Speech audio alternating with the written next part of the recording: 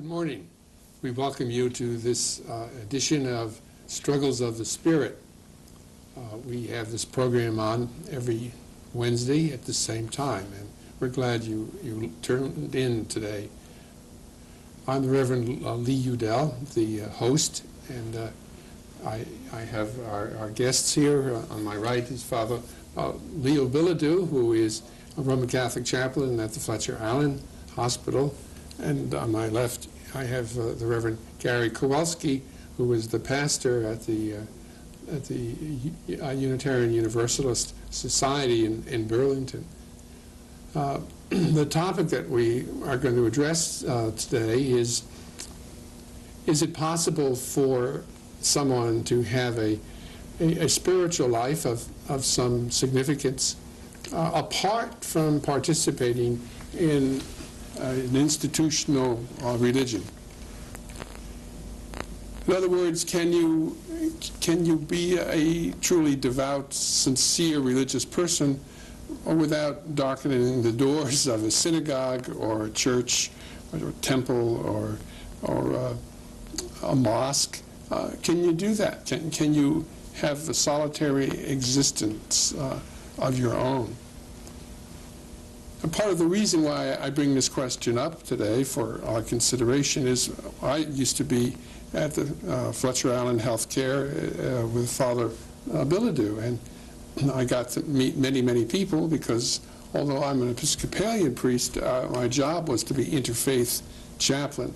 And I couldn't help noticing that there were many, many people there who really had no institutional connection. And sometimes they would tell me that they were not religious and they didn't really need to have my presence. And then I would say to them, well, let's talk a little bit about what's important in your life. And after a little while, they would share some personal religious things with me. And so then I would say, after a bit, I would say, well, I think you truly are a spiritual person, but you are not institutionally a spiritual person. And then they would kind of scratch their head and say, well, I think you're right. I've never thought about it that way. I thought I wasn't really religious because I don't go to any church or synagogue, but maybe I am religious, but I'm not institutionally religious. And so what I learned from those many people at the Fletcher Allen has sort of stayed with me, and I want to pass it on to you people who have tuned into this program, and I've asked our two guests to explore the subject here. So let me begin. I'll throw out just a couple of big leading questions for Leo and Gary to consider, but they obviously are free to bring up their own. For example, is it valid to do something like that? Or you get in trouble with God or with the church or with your temple? Can you do something like that? What are the advantages of being alone like that without any kind of an institutional connection? What are the disadvantages? What leads people to seek such a religious life? And how do they grow in that religious life they have chosen, the solitary kind of existence? So let me start with you, Father. Well, I'm not sure. I guess I hadn't really thought of it in terms of advantages and disadvantages. You don't have anyone asking you for a pledge, a church pledge? Yeah, well, that's true. Or rules you have to abide by. I guess, first of all, I want to say that I believe that a person can have a very good spiritual life without belonging to some institutional organization. Mm-hmm. I've met people, patients in the hospital, and even staff in the hospital who have had a profound effect on me in terms of how they live their life, the values that they hold dear to them, to themselves and with their families and society. When I, like yourself, when I've asked them, if they thought there might be some advantages, if we want to use that term, of belonging to a community, most of them had as I recall, had some type of bad experience. And that bad experience was still not resolved. The feelings from that experience, one in particular that comes to mind was an individual who, within the Catholic Church, used to have what they call the seat collection. And it was a quarter. Sometimes people would do it right at the entrance of the church in the vestibule. And one person was without a job and doing the best he could to support his family. And one of the ushers did this, and they asked him for his quarter, and he said, "I can't afford it." And the usher said, "Well, you can't come in then." Well, needless to say, he never returned. But this is something that he felt that he needed to share with me as he was sharing part of his journey in the hospital. And we talked about that, and he just felt that he hadn't really missed an awful lot. My question to him was, what did you bring to the community when you were a part of it? And he really never thought of it in those terms. He always thought of it in terms of receiving something and not giving. And I said, well, maybe that's perhaps the reason, or at least one of the reasons why he really didn't feel connected to the community that he was receiving, and that he had anything to give. And we talked about that. And as I recall our conversation, this was some time ago now, he said that he realized that by not being part of a community, he didn't have the support that others might have, especially in times of crisis. The fact is, when he had a crisis in his family, he didn't experience the support of the community. And I think that's something that within the Catholic community now, we're much more sensitive to today than we were, I think, in the past. So I don't know whether that... Okay, well... I would say that people can and do have spiritual experiences apart from any institutional affiliation. I think, for example, of Henry Thoreau. He's on my mind because I'm preaching about him this next Sunday. But Thoreau left his neighbors, the other villagers in the town of Concord. He moved to Walden Pond. He said, "I went into the woods because I wanted to live deliberately. I wanted to taste life for myself and not come to the end of my life and discover that I hadn't really lived." He felt he needed to separate himself from the norms, the customs, the conventions, the routines that he found around him in order to develop his own original relationship with the universe. He said people would come down to the pond and visit and ask him, "Don't you get lonely down here when it's rainy and snowy? Wouldn't you like some neighbors around?" And he said, "How could I be lonely down here? Don't I live in the Milky Way?" He felt befriended by the cosmos. There's no doubt that that was for him a deep form of spiritual experience. But I think he only lived there 3 years. He only lived there a couple of years. And while Thoreau's form of spirituality is valid, it's also perhaps increasingly difficult for most people. Most of us maybe don't have the genius or the discipline of a Thoreau, and we're left to our own devices and are not able to create our own unique religious experience. We need the help of others to do that. I've found in my own ministry that the people who come to my church fall into two categories. Some of them are the kinds of people you described earlier who'd had a bad experience with a previous religion, maybe the church they were raised in or the synagogue they were raised in as children was too strict or judgmental, or they felt put down in some way, and they took a sabbatical from institutional religion and are putting their toe in the water coming back. But the other kind of person who comes in the doors nowadays, I find, are folks who were raised in no tradition at all. They didn't grow up as Catholics or Jews or Protestants or Hindus or Buddhists. They didn't grow up as anything but completely secular. They'd never had any tradition to call their own, and there's just a vague sense of, am I missing something? My life is busy but doesn't feel satisfying or complete. And they sense, I think, that perhaps what is missing is what theologians like Paul Tillich called the depth dimension of connection to the source of their own spiritual being. Long answer to a short question. Yeah, that's a good answer. I think, like you say, the ground of being.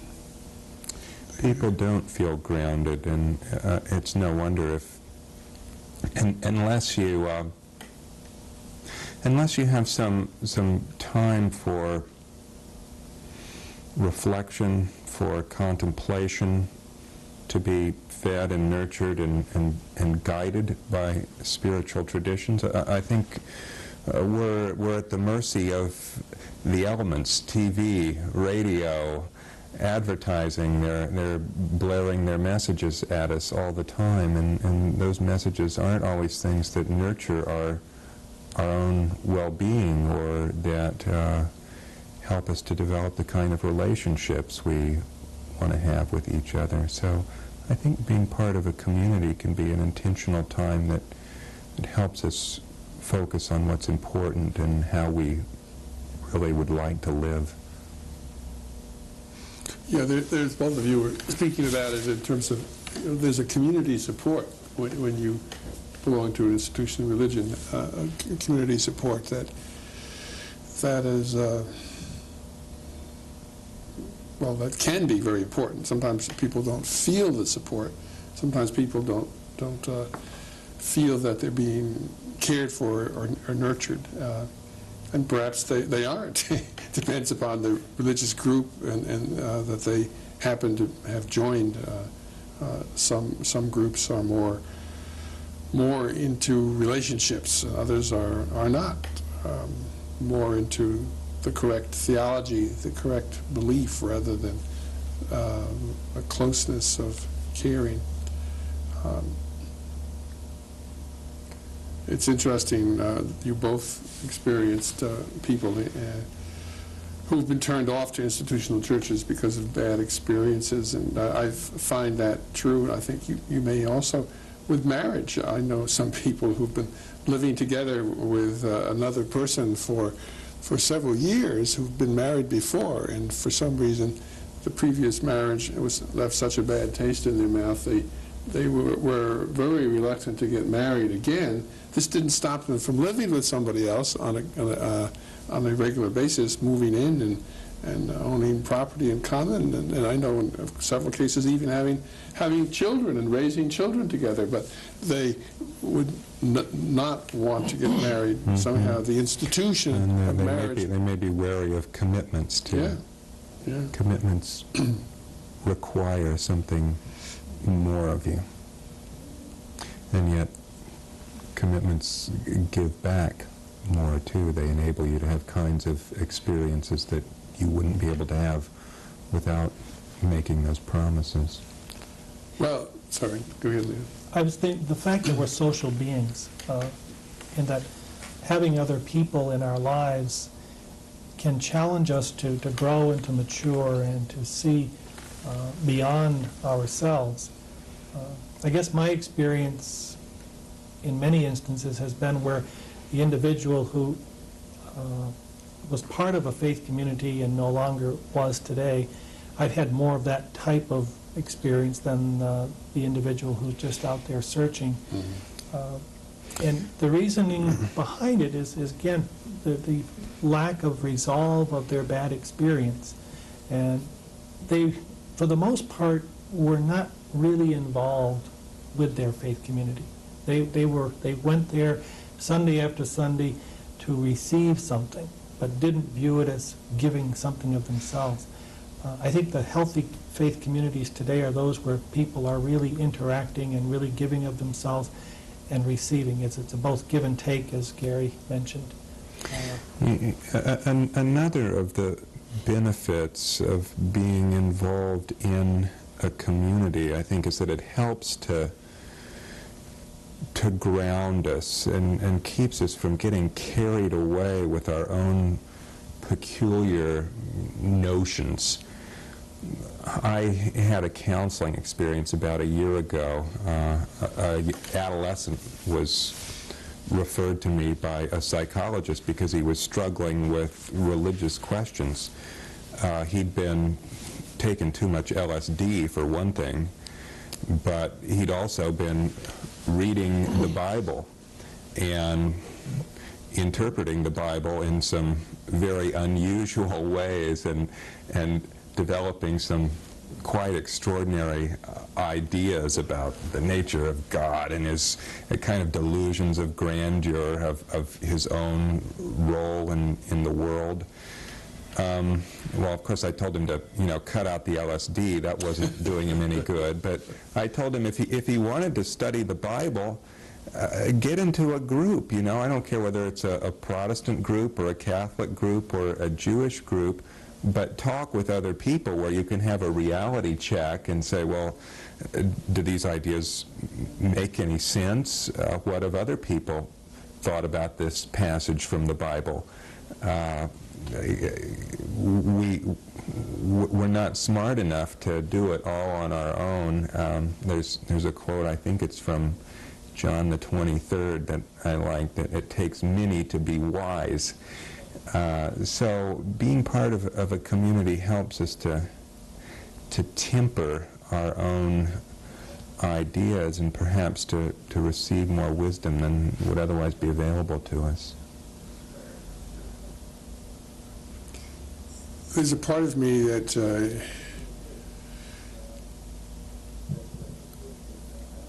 sort of reflects that a lot of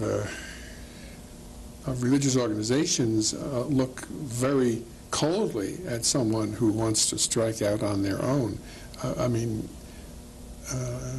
Not necessarily to have their own individual type of religion, but even to join a different religious community. There's a real prohibition out there like an Orthodox Jew, if someone marries outside of Orthodoxy, maybe a Christian or Muslim, the tradition in the past was that the family would have a funeral service for that person who I think that still happens in some cases. Who left the faith, and Mother Angelica, if you watch the television program, which I do from time to time, she makes it very clear you shouldn't do your own thinking. Really, you should listen to what the Holy Father has to say. He's been given to us by God to guide us and to lead us, and to some degree, as you say, Gary, that can be helpful. But on another level, well, to what extent are you supposed to do that? And then if you are neither of those groups, but you're evangelical and a fundamentalist, then people often have their own mores in that religious group, their own theology, which they don't want you to challenge. And they also will look askance at you for trying to work out your own salvation with fear and trembling. Mm-hmm. Mm-hmm. So I think people have a lot of ambivalent feelings about trying to be a truly spiritual person. And sometimes they feel, well, particularly if they've left a religious community, that since they left that community, they really have no right to be considered religious or spiritual because they are in revolt for one reason or another. So I think it's important, I've always felt, is to affirm people where they are at, for whatever their reasons, as long as they're honestly struggling and honestly trying to find their way and deal with their unhappy experiences. Yes, well, I think as long as they're on a path that seems like a responsible and genuine path to them, I think they need to be affirmed. But I often hear, another thing I hear a lot is people will say to me, well, I'm a spiritual person, but I'm not a religious person. And when I probe that a little bit, what they often mean is, I don't like institutional religion. I don't like the trappings of it. And yet I experience feelings of wonder, gratitude, awe, that are part of our human birthright as religious or spiritual beings. And you know, they have a point. There's a lot not to like about institutional religion, I guess. Any human institution has a certain amount of phoniness, people who are there for mixed motives, some who are genuinely there, as you say, to see what they can give, to care for the community, others because they have ego needs, and we all have ego needs. We want to be affirmed. We want to stand in the spotlight, or be the chair of the committee, or be the one who gets to make the decisions. These kinds of games and politics also characterize churches like any other human organization, and some people think I'd just rather not get involved in that. But I think the struggle is worth it, even though it's difficult to engage with other people. It's ultimately worth it. You know, there was a big cultural brouhaha about a year ago over this article that appeared called "Bowling Alone." Do you remember that? No. Some sociologist had done a study of American culture, and he'd looked at the number of bowling leagues and how bowling leagues had disappeared from the 1950s and 1960s when this was a popular pastime, and now if people went to the bowling alley, they went by themselves and picked up their ball and rolled the ball down the lane, and it seemed kind of grim rather than There used to be clubs. rather than convivial. And he was saying that as a society as a whole, we seem to be losing our social networks, our willingness to get together and be part of a larger group. It's a cause for concern if he's right, if we are becoming ever more individualistic, ever more engrossed in our own private pursuits, and more distant from the rest of society. I think that raises some disturbing concerns. Some psychologists say that women generally in our society anyway are more attuned to close relationships, and men are more attuned to being independent, to getting ahead, being competitive, to beat the other guy out, to win the gold. I disagree with you there, Lee. Men aren't like that. No.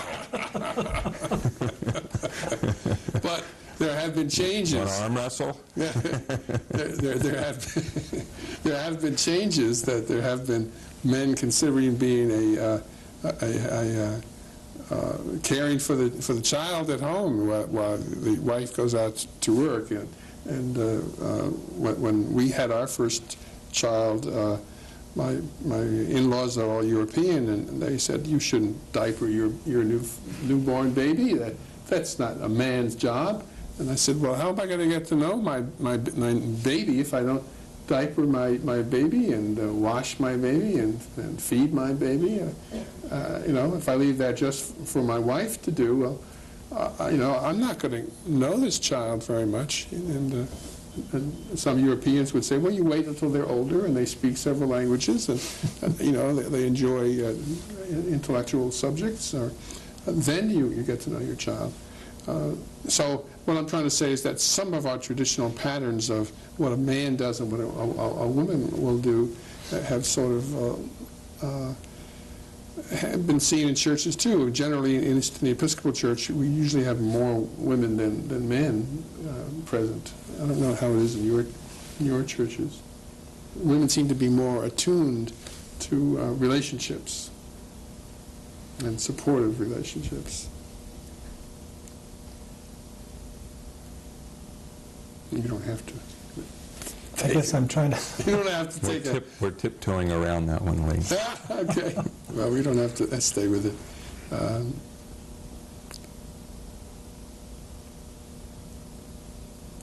It's another interesting aspect of this whole topic that occurs to me is how many of the great religious leaders of history have found it necessary to divorce themselves from the institutions of their time to find a more genuine form of religious identity. Buddha had to leave his family and the kingdom that was in store for him and go out into the forest and sit under the tree until he found his own answers. And Jesus told his followers that you had to leave your family and father and mother behind, and he also went into the wilderness. We're not always sure exactly what happened there, but he needed time away and apart and alone to reflect on what his own mission was about. In the Old Testament, Elijah said, on top of Mount Sinai, I'm the only one left. All the rest of them have been unfaithful to Yahweh.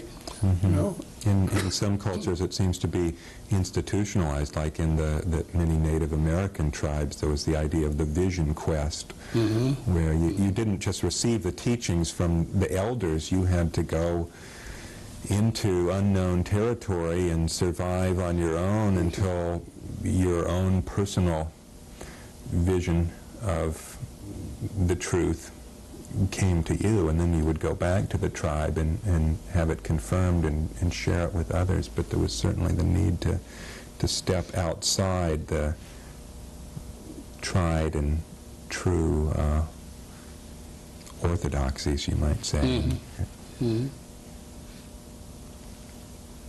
Well, it's about time for people to phone in to us and to join us here at this semicircle, to participate talking with us, to ask us questions, to make statements, to differ with us if you like, or if you have nothing on the tip of your tongue but you still would like to sort of phone in and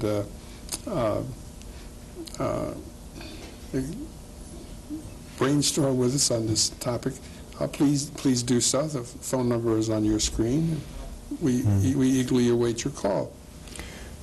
Did you have, Lee or Father Biladeau, did either of you have moments in your own life when you felt you had to distance yourself from the institutional church? Not only did I feel I needed it, I did. And it ironically happened in the seminary. I was dealing with the ultimate question of, if God is so good and powerful, and why is there so much evil in the world? And it was during the Vietnam War, and I was studying at St. Paul's Seminary in Ottawa, Canada. And a lot of the Canadians were more thought-provoking even than some of our own people who were questioning the war. And I became an agnostic for almost 3 months in the seminary. And it was then that you talked about, the vision experience of the Native Americans, and I had my first conversion experience, and probably the most major conversion experience, where I ultimately came to a realization that the God that I believe in as a Christian, the way that he deals with pain, suffering, and evil is to take it upon himself and to transform it with the power of his love, and that he calls us to do the same. And when I had that experience, it was like I felt simultaneously totally unworthy of God's love, because I felt in rejecting God I had contributed to the evil in the world, but at the same time felt overwhelmingly loved by God.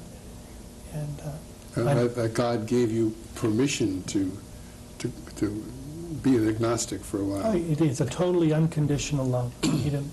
I didn't experience God's love because I had done such great things. In fact, it was just the opposite. I felt that I had really turned my back on God. But the power of his unconditional love, and it happened the night that I was going to leave the seminary. I'd gone to the chapel to say goodbye. If I can remember the words, I said, I'm here, and I don't know why I'm here, but if there's anybody here, I'm here to say goodbye. And, so you'd actually made a decision that you were going to leave the seminary, forego a vocation as a priest, and... Yeah. And if it hadn't been for that major conversion experience, I wouldn't be here today, I'm sure. So I guess that taught me an awful lot. And what I've learned over the years is that no institutional community is perfect. No community is perfect. And we're going to have our strengths and our weaknesses. And to the extent that we give of ourselves, recognize that we have something to give, first of all. And if that is accepted and received by the community and affirmed, then we'll live the strengths and enjoy them, and work out the weaknesses to the best of our ability with God's help and the help of one another. And I find, especially in times of crisis, funerals especially, when someone has lost someone, if we're there as a community to be with them and to support them and to help them through the process of grieving, which is, for me, probably the most difficult process that we as human beings go through, then we really experience the value of being in community and being in the institutional community, if you will. And I've had that experience so many times with patients in the hospital. Those who have no community almost die alone, and it's a very sad, I mean, in addition to the sad experience that death can be, it's even more so for someone who's not part of even a family that has real support structure as a part of it. I really see that's probably the biggest value for an individual belonging to an institutional community with its shortcomings. I mean, we can become we can take ourselves for granted and take one another for granted in an institutional community. But those are obstacles that we need to, that's why I think we need to challenge one another. And if that's happening, then we say, that's not good. That doesn't nurture relationship, it stifles it. We want to encourage some of you to join us here, to phone in using the number you see on your screen. We honestly structure this hour so that you have a half an hour to talk with us. And we want your input, so please don't let our conversation amongst ourselves impede you from phoning in. We're talking with each other, so we can use the time profitably until we hear from you. And you may greatly improve how we use this time by your nature of your phone call. So please phone in.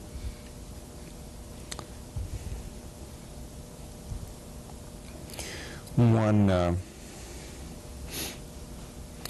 topic that's been on my mind recently is how at times institutions and group life can become destructive and can overwhelm the individual's own impulses towards health and autonomy. That certainly seems to be the case with this tragedy in California, where 39 people committed suicide, all convinced members of a tightly knit religious community, which was convinced that they had the answers for this life and the next.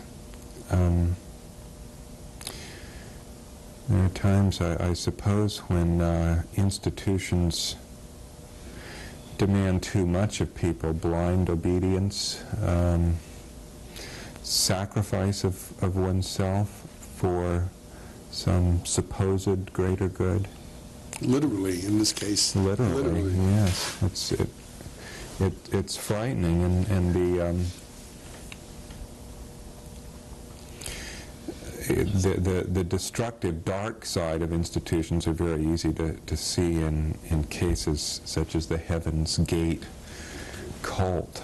But probably all institutions have their dark side, not so pronounced, not so destructive, but present nonetheless.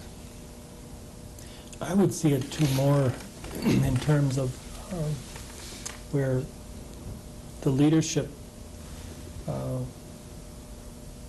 was really an individual who evidently was quite a charismatic individual and had the qualities of leadership that could bring people together and be convincing that the message that he had was indeed the message.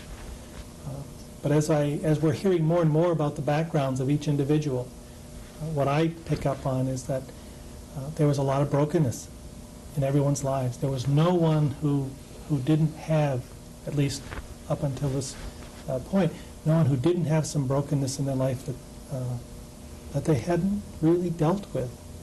It's like being a part of this cultic experience was going to help them resolve that conflict, and yet I didn't, of course we don't know an awful lot about the group as yet, but there was some hole in their heart that needed filling, and institutions can't do that, at least in a healthy way. Right.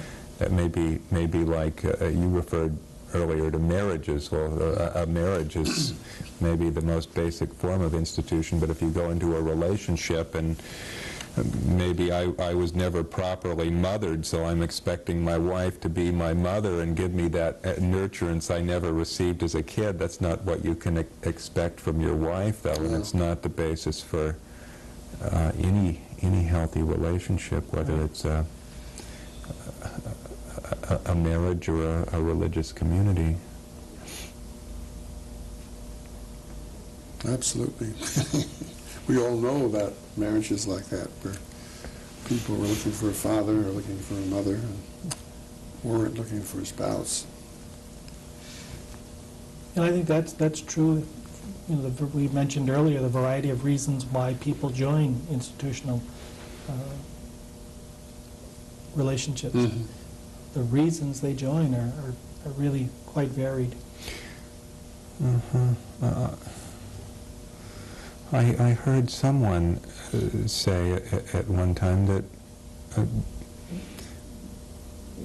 people's spiritual search is in part a search for new families. I found that an interesting concept, that what pulls us towards a church or a synagogue or another congregation is a desire to have a new and different kind of family, perhaps one that is healthier, more life-affirming, that gives us more freedom, independence, fullness than the family of origin that we had as children.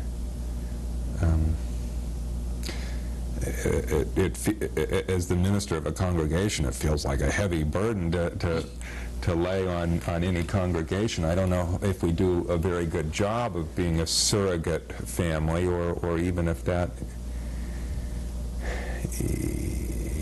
I want to encourage that notion. But again, I think we have our strengths and our weaknesses. Whether it's just a single, the relationship of husband and wife and children, or whether it's several families that have come together in the institutional community. We're going to have strengths and weaknesses, and if we work on those, take advantage of the strengths and not make excuses for the weaknesses, but at least challenge one another in those areas, in the sense that, I accept that. I'm trying to think of a concrete example that would bring that out. I suppose the likes and differences of two people. One likes baseball, and then the other one likes classical music, and just the struggle in that little area could cause all kinds of conflicts. On what program do you watch at night? Do you watch the Red Sox and the Yankees, or do you watch educational TV, the Philharmonic? And again, for me, the essence there would be one of compromise. One week you may watch the baseball game, the next week you watch the Vermont Symphony. But there are people who would, there are relationships where that wouldn't happen. It's either going to be my way or nobody's way, and not the basis for a good, healthy relationship. We're still looking for some person to join our group here, so we won't bite. You have a rare opportunity here to talk frankly and openly without identifying yourselves to a Unitarian Universalist pastor or Roman Catholic pastor. With all of these gentlemen have had a lot of experience in life and ministry.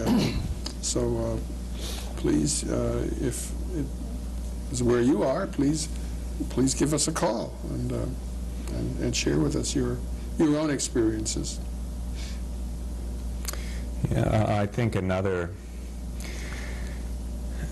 aspect that keeps people away from becoming involved in community is sometimes a feeling that, well, I'm strong, I'm tough, I'm resilient, I don't need anybody else, I can do it all by myself. Maybe this is a typically male weakness, I don't know, but a feeling that asking for any kind of help or group support would be a sign of weakness. The picture that John Wayne in the movies used to portray, that independent person who can do it all. Yeah, maybe a person has a problem with drinking, and they say, oh, well, I can handle this. It's not really a problem. I'm managing to keep my job, and I don't think it's such a big problem. But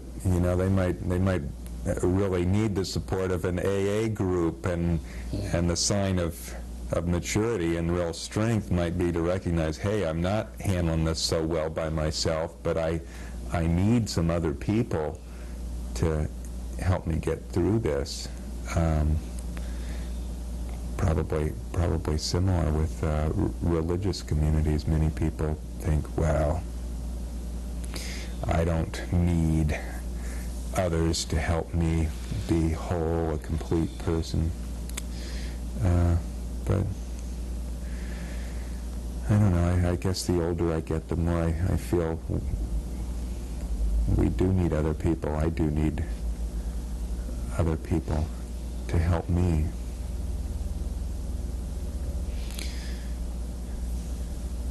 I'm thinking of a good priest friend of mine who's just within the past year, he's 82 now, I believe, but up until just this past year was very active, has had pastorates throughout the state of Vermont, and was always very giving and very active.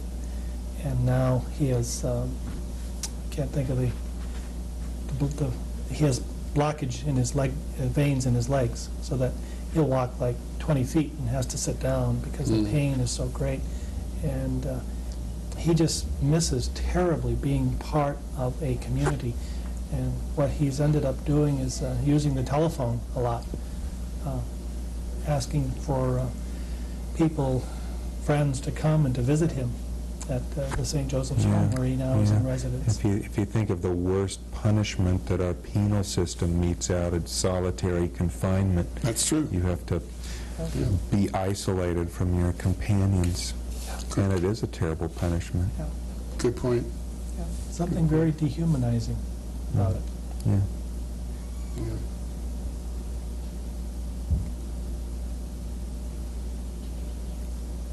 You know, in this particular case, I've often thought of how fortunate this particular priest is, that he formed such strong I relationships. think you've got a call here, Lee. We have a call. Hello, welcome. You're on the air here with us on Struggles of the Spirit. Hello, they are joining me on the other side of hell now. I beg your pardon? They are joining me on the other side of hell now. They're calling. He's talking about the spaceship on the other side of the comet, Lee. It's hard to hear you technically. I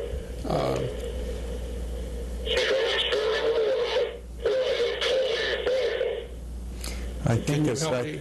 I'm having trouble I think understanding. this might be a crank call, but I'm not sure. I don't know. I think we're just not connected He now. was saying, "Won't you come join me? I'm on the other side of Hale-Bopp, the comet." Oh, I guess we I have a didn't. crank call. You got some. Your hearing is much better. Well, I believe that was It the sounds like it gist was. of it. Okay. No, I guess the idea is that there's some alien space vessel trailing the comet. That was the I belief see. of the I Heaven's see. Gate Okay. people.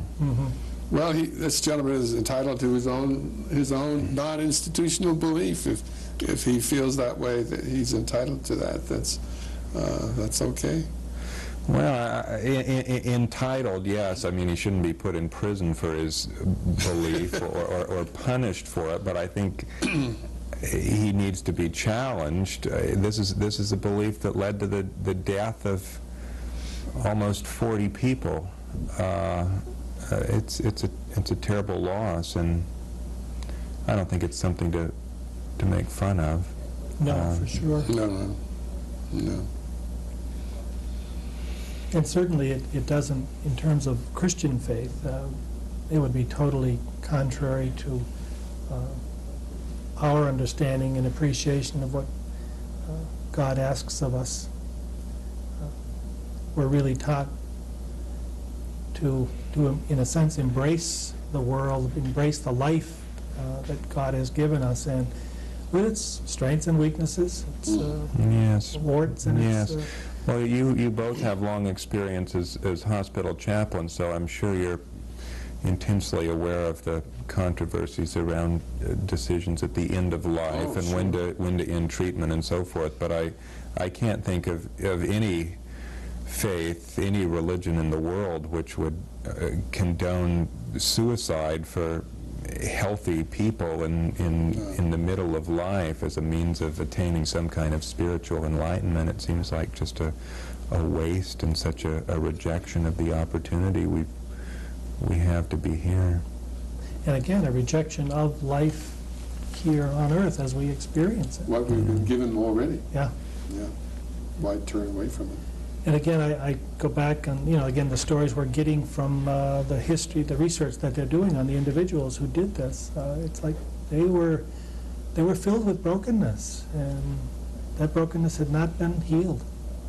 Yeah. And it was like being a part of this very cultic group gave them some kind of security, some kind of something to hold on to, and maybe this should challenge those of us in institutional religion to say, perhaps, where are we failing to be available for individuals who are hurting? Is there something more that we can do as a faith community to reach out to them?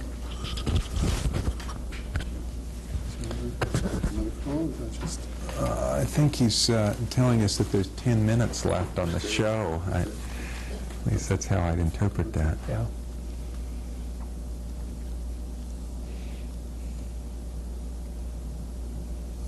thinking about the subject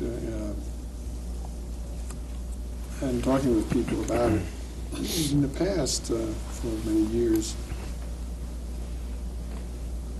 I find that it's difficult for people to come up with their own sincere religion without borrowing from some elements from those who have gone before, whether they're Buddhist or Jewish or Christian or Islam.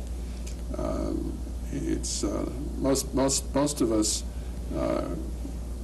will not author a unique kind of spiritual life that does not borrow heavily from other religious groups.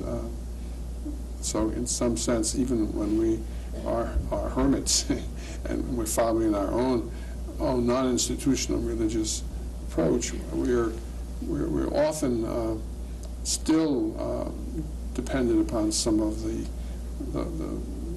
spiritual contributors who have gone before. Right. I think that trying to create one's religion out of whole cloth to be completely independent of other traditions would be a little like trying to create one's own language. I'm not going to speak English or French or German or Hindi. I'm going to speak my own language. Well, it's just gibberish. It doesn't make any sense. And in fact, one of the clinical signs of insanity is often people do create their own languages, which are nonsense, which have really no meaning except to the perhaps to the individual who's uttering these sounds. So I think being a creative individual in religion would be like being an artist or a poet within a language tradition. We speak English, but we're not bound by English. We're not enslaved by English. It's what allows us to express ourselves. It allows us to be creative. And religious traditions at their best, I think, can be like languages and allow our self-expression and facilitate that rather than confining us. You know, we have an unusual custom at the Unitarian Church. Many people were startled when they first learn about it. We close down in the summer. Yes. We don't have worship services. The office is closed. I'm available for emergencies if someone dies or there's a crisis. But pretty much the institution goes on hold for 6 or 8 weeks, and people come to us, they say, "What? I've never heard of this before. Why do you do that?" And the answer is there's no good reason, really. It's not out of any deep conviction. It's just a custom that's sort of evolved, and yet I kind of like it, and I think it helps us in some ways maintain a balance between the value of the institution and the value of the individual. It gives people a little break. They can put their institutional commitments on hold, have a breather, come back to the community refreshed and re-energized and ready to go. So I kind of like that, and it helps maintain a balance. And there's an old joke that you know, if the preacher's any good, he deserves a vacation, and if he isn't any good, the congregation deserves a vacation. So everybody's happy. I guess I would look at that in terms of, if we look at marriage as the basic institution, the smallest institution, I'd hate to think that, you know, the wife and the husband and the wife are going to take a vacation for 6 or 8 weeks from each other, so that their relationship can be refreshed and renewed. Yeah, but like, gee, you know, we could use a vacation from our kids right now. Absolutely. Much as we love them, they're the light of my life. But I think we can all use breaks. Oh, absolutely. No question about that. But I'm sorry to interrupt you. You No, had a. I guess I'm pondering it and thinking that, yes, we do need breaks. Although you know, I spoke recently with a woman who's a member of my congregation, and she's been married for, I think, over 20 years. But there was a period where her marriage really was not working, and there was a temporary separation. And it lasted more than a few months. I think it was a couple of years, not living under the same roof. And eventually they managed to work together to rebuild the relationship, to resolve their conflicts. And she said it was what made her marriage. For her, it would not have had the quality it has now unless she had been able to take that time away. It's a dangerous thing. Sometimes a separation will lead to a divorce and a complete breakdown, but in some cases it may be the road to a deeper and better relationship. I need to interrupt our flow because I'd like to have some summaries from you. The end of our program is near at hand. Gary, do you want to sum up some of your thoughts about the subject today, and then Leo? Well, I think we're pretty much in agreement that people can and do have spiritual lives apart from institutions. They have they need space to develop their own sense of truth, their own understanding of the universe and their relationship to it, but that individual personal search can be greatly enriched and guided and supported by faith communities. I would agree. And I guess the only thing I would add is that I think people, whether we're in institutional setups or not, we need to constantly ask ourselves the question, are we challenging one another to grow and to mature in our life situation, our life experiences? Or because we can be very content where we're at, but are we really utilizing the gifts and talents that God has given us to His honor and glory and for the good of other people that we share our lives with? I would like to say that I've found over the years in many different contexts that sometimes institutional religion can be really very oppressive and very controlling, and even get in the way of the spirit. And I think often, as Leo suggested, when there are bad, unhappy experiences that occur at the hands of the institution, people will leave the church and sometimes never come back. And so that's an ongoing struggle. I think that all institutions have, not just religious institutions, all governmental institutions, all kinds of institutions. It's not to be so powerful that we crush the individual and that we crush earnest dissent and the interior process.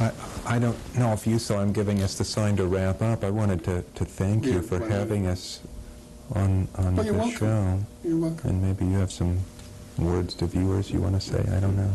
I just happy to be here with you, Lee and Thank Gary, you. and hopefully, even though we didn't get a lot of calls, people out there have been at least stimulated to think about